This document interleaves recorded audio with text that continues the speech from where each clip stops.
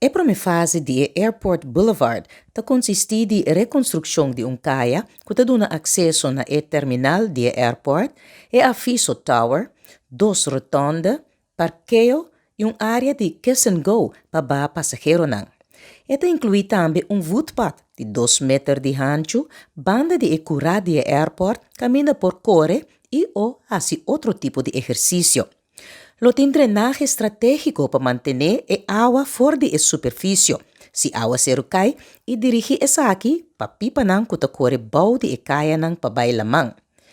E Airport Boulevard ta onde projeto nang kuta financiar para o Ministério de INW de Holanda, execução de projeto te den mang de Directorado de Economia, Natureza e Infraestrutura, ENI, den colaboração com a Oficina de Projeto nang de Centro-Estados.